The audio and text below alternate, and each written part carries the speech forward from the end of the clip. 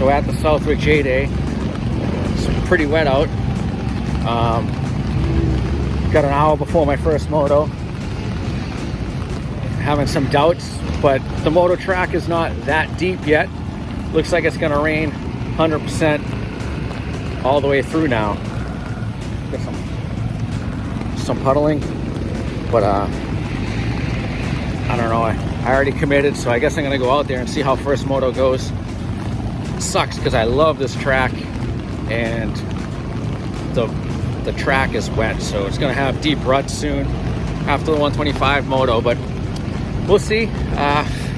Wish me luck. You got torch? Brand new.